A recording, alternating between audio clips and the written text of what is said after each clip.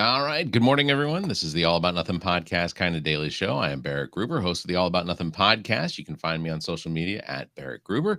This is Bill Kimler, host of Black, White, and Blue in the South with Jameel Brooks, Dr. Jameel Brooks, of course. Follow him at Political Bill SC. Good morning, Bill. Welcome. Good morning, everybody. How are you? I'm good. I'm good. It was it felt like a very brief weekend. Not a whole lot happened for me. I went to a baseball game and Did your team win or lose? so it was not a lot of winning this weekend. The Braves Ooh. lost the series to Boston. Fireflies lost Friday night when I went, and then watched some baseball Sunday, and they lost again. So the common denominator is that you were at all three. So I'm sensing a pattern here. I was in viewing range of all three. I wouldn't say I didn't go to the Braves game.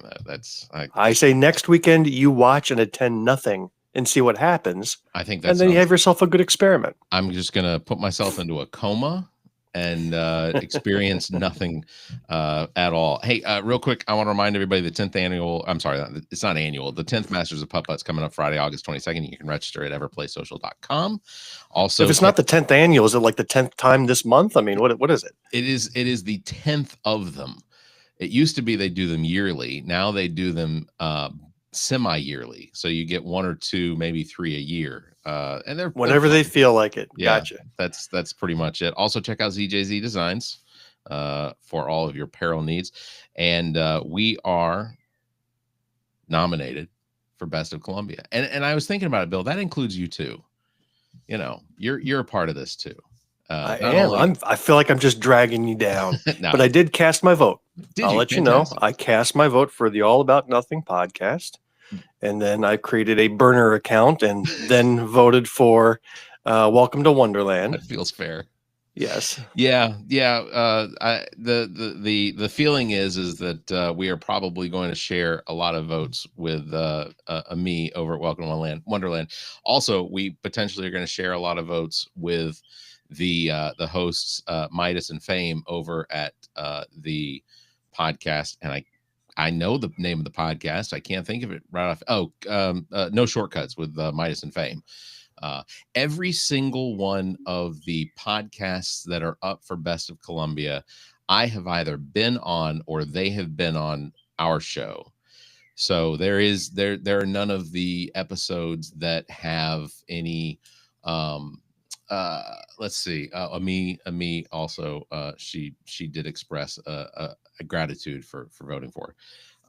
But every single contestant in this contest, which is redundant, has either been on the show or I've been on their show. And it's given your track record of sports wins of everything you've participated or watched or attended, I have a feeling that every one of these podcasts is going to lose. There will be no winner this year.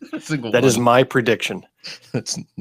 They have yanked the category entirely once they saw who the nominees were. That's my prediction. That might be an epic failure to watch. Brand new episode of Welcome to Wonderland today, out with Preach Jacobs as the guest. Oh, wow. Talking about DJing. So Ami's got a new episode coming that is out this morning. Hey, I got to plug Ami's last episode, and I sent her a note about this. She had a whole episode with some condition I can't pronounce to this day, but it's basically face blindness. Yeah. And it was a riveting episode, and she tied together maybe 4 different interviews from different times into one cohesive narrative. It was brilliant. Absolutely brilliant. And I had just happened to listen to another podcast called Revisionist History with Malcolm Gladwell.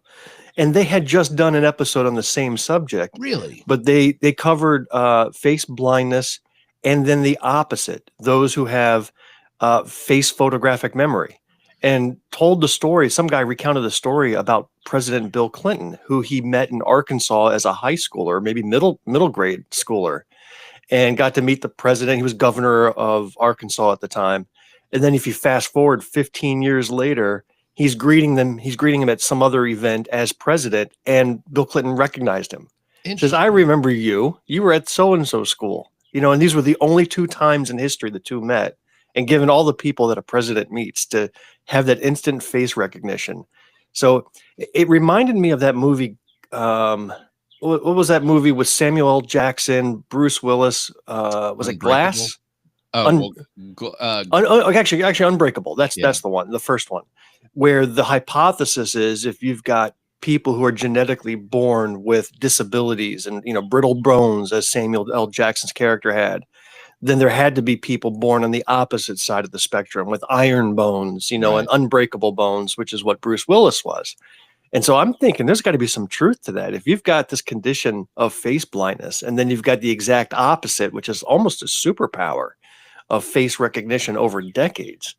It was a fascinating subject, and the fact that the two came up within the same week, I thought was brilliant. And Ami's take on it was very distinct from how revisionist history did it. So it was very complimentary. Very good. That yeah, I did. I listened to it as well. I thought it was a fantastic episode, and it featured at least me a little bit. Um, A also, face people try to forget yet can't, which is another condition. I do not fail at forgetting people all the time, so it's not. I also want to say brand new episode of Politically Speaking comes out tomorrow morning. They are recapping the South Carolina Democratic Party convention, the fish fry, the palmetto blue dinner, or the blue palmetto dinner. I was not able to attend that, so I can't wait Yeah. to hear their recap. Yeah, it was they seemed to have a very good time doing that episode. We did it Sunday night after they had all recovered from the weekend, so it was very good. And then I have an episode dropping tomorrow, hopefully, and I'll tell you why later on in this episode because we got something coming up. But I'm editing the episode for tomorrow now, and it is with a gentleman from here in Greenwood who is a conservative Republican operative. His entire life spent in Republican politics. In fact, he was the chair of the Greenwood Republican Party at one point. He's also an accomplished bluesgrass musician with a couple albums to his name. And he labels himself as a true conservative, yet he was the first person in South Carolina to violate the Heritage Act. Really? So it is a fascinating story, I think, of a person who does not fit into any one category. I think it's worth a listen to hear why we brought him on our show. So just because I don't know what the Heritage Act is, what? Oh, it's one of those things where if you are going to change or take down or in any way alter a monument in South Carolina, you have to get approval of the General Assembly. And I think the law initially was by 2/3 vote. So if you wanted to rename a building or take down a Confederate war monument or something, you had to get a 2/3 approval by the General Assembly. I think the 2/3 number was struck down by the Supreme Court, and now it's just a simple majority. But that's what the Heritage Act is, and this guy was the first to violate it. I mean, you'll find out why. Does that go for any named whatever here in South Carolina as far like would Fort Jackson? So Fort Jackson named after Stonewall Jackson. It has to be state property and not federal. Okay. Right. So that I think would be federal. But if you're looking at like a public school building, needs a name change or a rest area, you would have to get approval from the lawmakers to do that. So that's our episode tomorrow if we're able to release it in time. Okay. Very good. How was the wedding? Well, that was the big event for me this past week, and I am exhausted physically and emotionally. It was over about a 2,000-mile round trip drive that I made.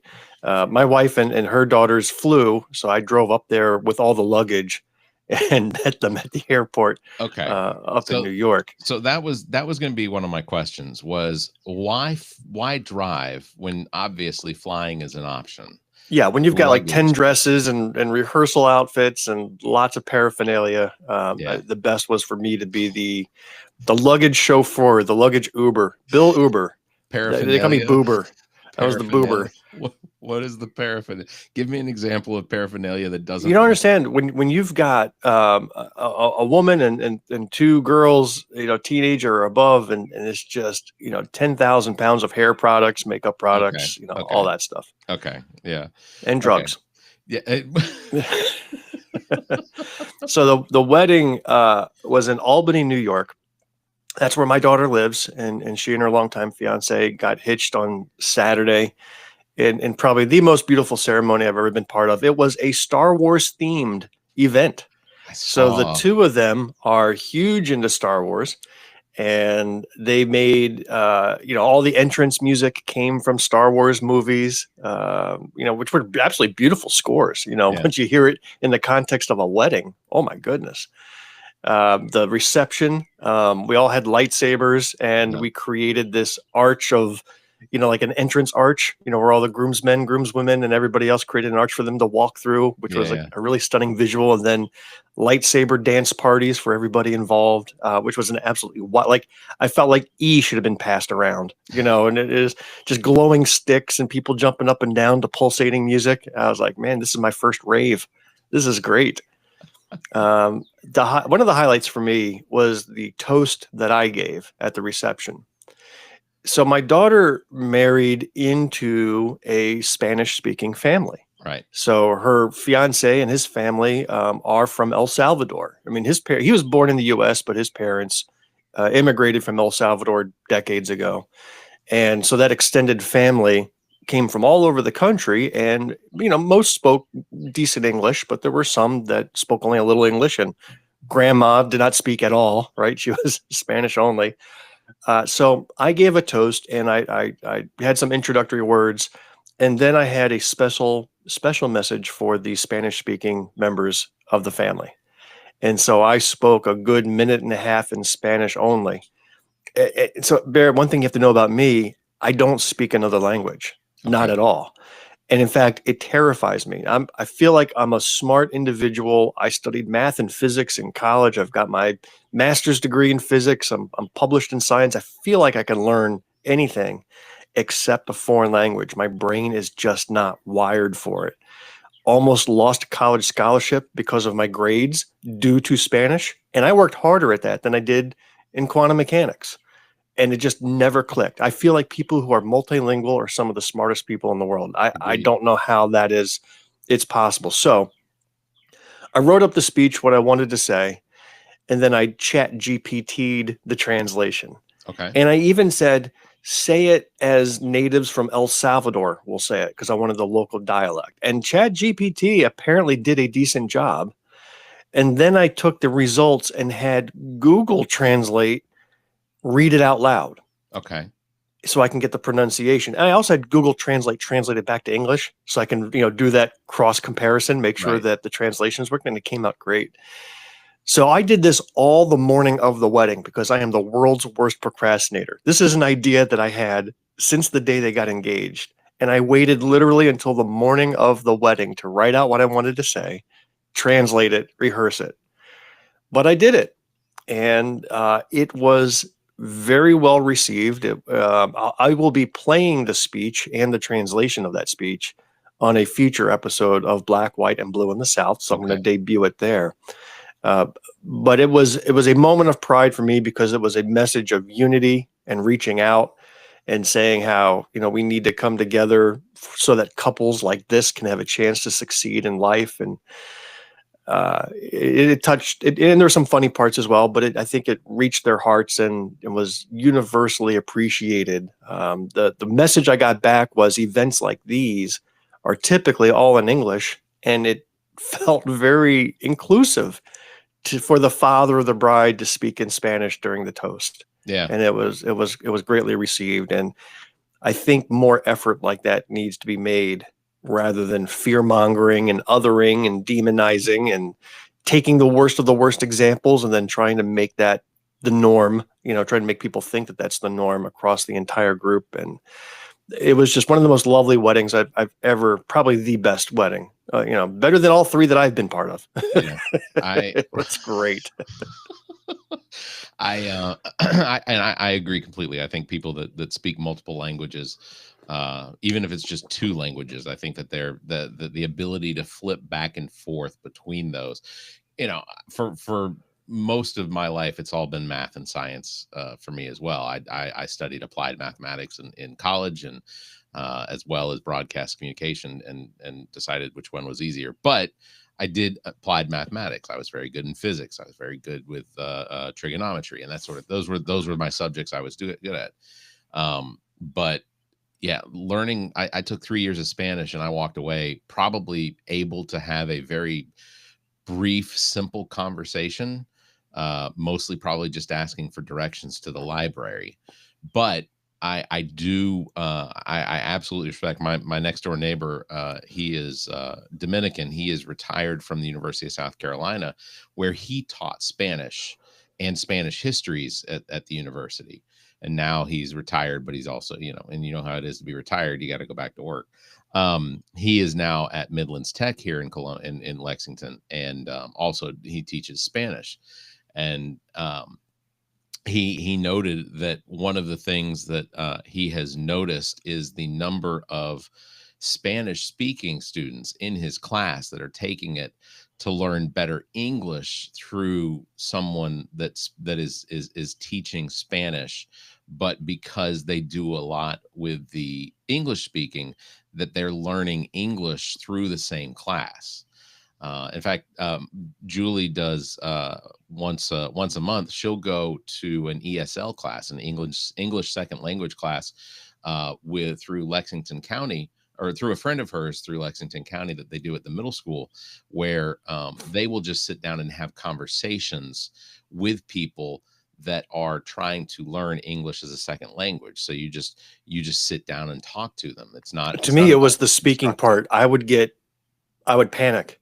Like if it was just written word, read this book, translate this passage, Sure. write this sentence, I did okay. But anytime I had to just even say my name, Yeah. I would freak out and freeze. It was a psychological thing that I've never gotten over. Me llamo es So, Barrett. all right, I got to go. Bye. All right, thank you, sir. Yeah, no, I totally get that. But I'm glad that it was such a fantastic weekend. And So Amanda, apparently, the trick to being able to speak comfortably in another language is to have a couple of rum and cokes in you before you attempt to do so. That apparently was enough to get me over the edge. well, let's look. uh, Look, as far as I got to go back and watch the recording, I might have just done this blah blah blah blah blah blah, blah the entire time. It made no sense whatsoever, and they all just nodded like I was special needs. Trying Yeah, to communicate. yeah, and everybody was Uh, like, "Oh, Amanda's grandfather's mumbling to himself again." Somebody but give him a I microphone. actually thought I got the accent down okay. I didn't come across as a Southerner speaking, yo la tango, Yeah, yeah, that type of speaking. I think I got the R's rolled and the syllable emphases pretty well, and I got a lot of that from watching TikTok. By the way, just there are some people with some thick Spanish accents that I was yeah, able yeah. to. You just pick up the ear for it. That's great. But it was a wonderful. Both of my ex-wives were there. My poor current wife had to go to a beauty salon because they had a mothers of the bride appointment, for hair and Uh-huh. makeup, and that would be and the mother of the groom as well. So his mom was there, and then my three wives all had to be together in the same room. I was like, oh gosh, it's like my wall of shame. Said to Carla, I am so sorry I had to do this to you. But they all got along fine. Well, your son, I assume, will probably get married one day. Yeah. This is an experience that you'll have to go through again. Your son is from your first wedding as well? Yeah, yeah. So So, both of my biological kids are from my first wife. yeah. So, None with the second, and then two stepdaughters that I've, yeah. I've raised, with my current wife since they were toddlers. So yeah, he would probably be next. It probably won't be as emotional. Just the relationship between father and son's a lot different than the son or a daughter and father. Yeah. That's a little different. Plus, I don't have to pay for that wedding, so I'm a lot less emotionally invested. You're the tradition of having the father of the bride pay for the wedding. That is it I, I I was not aware, and so my first wedding was not that tradition. It was a South Carolina thing, because at Shotgun. She was pregnant 9 months. What no, was God, what's the South no. Carolina I can't tradition? I can't I can't tell you how grateful I am that pregnancy was not in the cards for that. No, he so initially, so we did it at the Catholic Church out in Chapin, Our Lady of the Lake. And the only cost, because we were members of the church, was that we had to pay for the insurance which was $100 for the church. So then it really just came down to we did it after Christmas, so it was already decorated for Christmas with all of the flowers and everything. So we didn't have to do that. I think the only thing we really did was just ran some ribbons around. That was pretty much it. The focus wound up being on the reception at the Life Center that was attached to the church, which wound up being the most costly thing. Was we got it down to about $25 a plate, and we only invited about 100 people, so it wasn't a huge crowd. So what we pretty much got down to about $2,500, $3,000. We were just going to offer beer and wine that we got from like Sam's Club or whatever, and thought that we had done pretty well. Well, her father shows up the day of the wedding with a busload of alcohol, top tier alcohol, that like, or top shelf, that's what they call it, right? It's top shelf. They show up with top shelf alcohol, and he also brings a bartender with him. So I'm like, where is we're not, I didn't pay for this. What is going on? He says, no, I got it covered. 6 months after the wedding, he comes to me asking for about $4,000 to pay for the alcohol that he bought and brought to it, the DJ that he showed up, and then because he had purchased a car for her when she was 16 years old, he came asking me for the money to pay him back for the car he bought her 5 years ago. Yeah, that was a good sign of the necessity to get out of what was an absolutely insane situation. What a story. Yeah. So, well, I have another update to give you. I will not be on with you this Thursday. Okay. Yeah, I know that because I was just gonna say, I know there's some things that are going on that need to be taken care of, and yeah, I mean, no sooner did we get back from the wedding. I mean, I just got home yesterday. Yeah. My wife and I are heading up to Charlotte this afternoon, and tomorrow she will be undergoing heart surgery. So there's no rest around here. Yeah. So I likely will not be awake or in any position on Thursday to conduct a podcast with you. So you are going to have to run this one solo.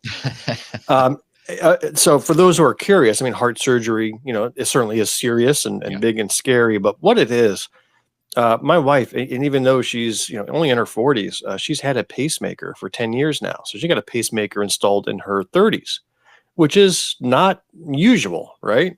She belongs to a pacemaker Facebook group, support group, and it's all old people in her, in her 30s. But interestingly, all her life, she has been prone to random seizures. And the seizures where, she passes out completely, shakes, comes out of it, does not know what happened. They were never able to diagnose it. I mean, they thought maybe she had some epilepsy, but every test showed no abnormal brain patterns whatsoever. Yeah. And it was always the same trigger. It's whenever she felt nauseous, like if she ever got the flu or smelled a bad baby's diaper, whatever it is that triggers the nauseous feeling, that's usually a precursor to an episode where she would pass out from the seizure. So one day, and she just kind of lived with this. Then one day she was donating blood at work, and she had one of these attacks. She felt lightheaded. She was starting to feel a little sick from donating blood. And next thing she knows, she's unconscious on the floor, passed out. Good. So the local doctor put her on a table to try to induce another seizure while they had her hooked up with electrodes. So like, all right, we're going to figure this out. Yeah. So they got her hooked up head to toe, put her on a tilt table, got her feeling sick, and they were able to trigger an event where she had another seizure and passed out right there on the table. And they got all the measurements. Well, that afternoon, she's home recovering from that. That afternoon, she gets a call that says, we need you to make an appointment with a cardiologist, and you need to be seen tomorrow. And she's like, what? Like, she did not expect, what's a cardiologist have to do with anything?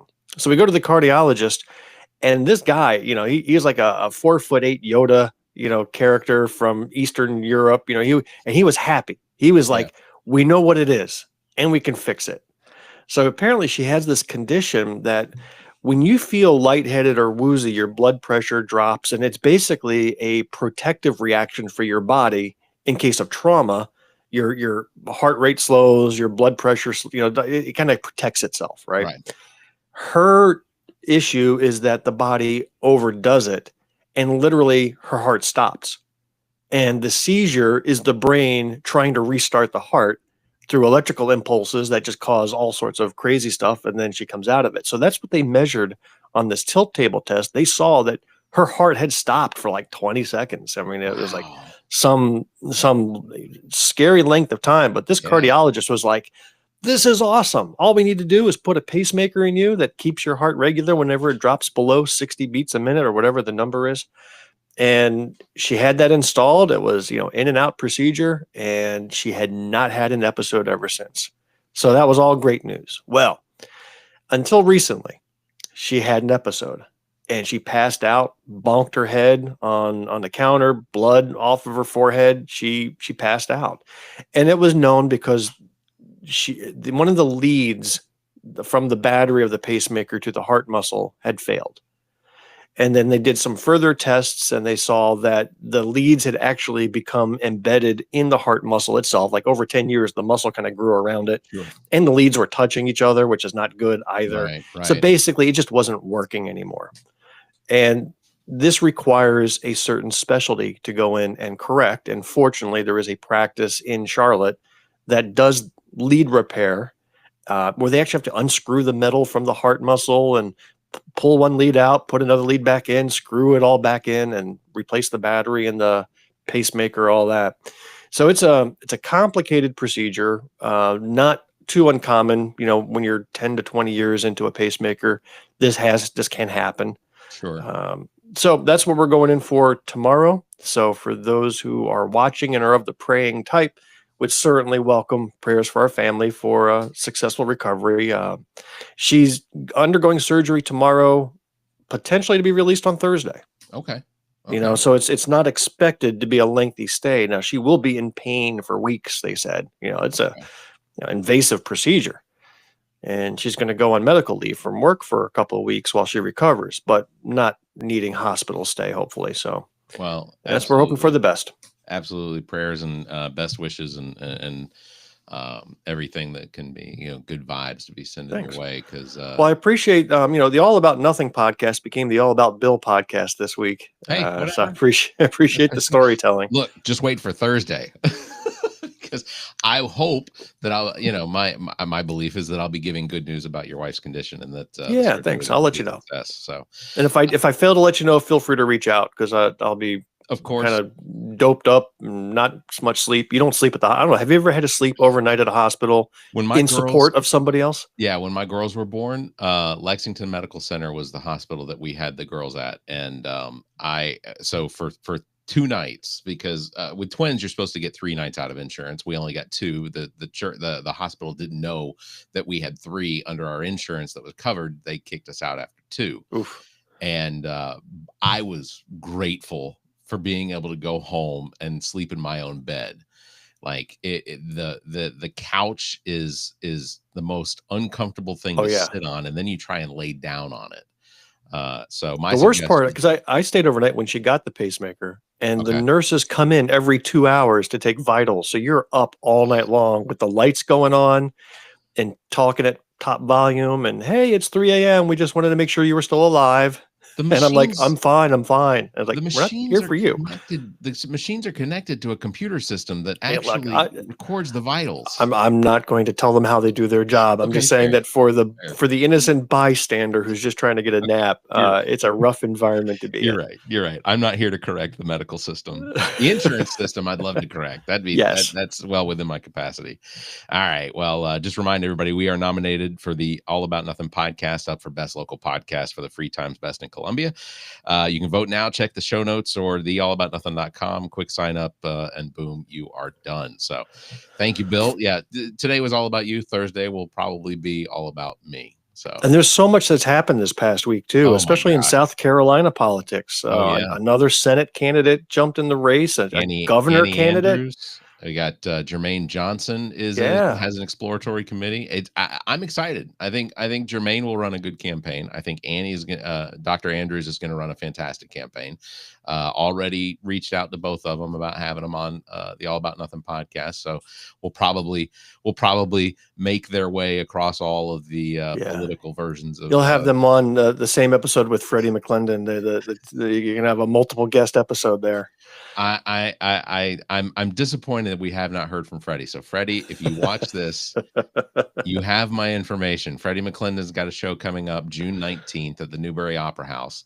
Well, look at you plugging him, trying to curry favor. Hey, that's all I do. I will kiss up where I need. That is. I bet you can probably get Marianne Williamson back on. She's not busy. It's odd. That's interesting. She was discussed just the other night, and what a phenomenal interview that was with such a difficult subject. That's going to wrap it up for today. Big thanks for tuning in. Don't forget you can follow me at Barrett Gruber and Bill at Political Bill SC. You can catch us every Tuesday and Thursday, except for this Thursday, where Bill is may not be around. Won't be 5:30 a.m. Eastern, because apparently sleep is not the most important thing to us. So until next time, you all stay safe, be kind, and keep your hands to yourself. That's good.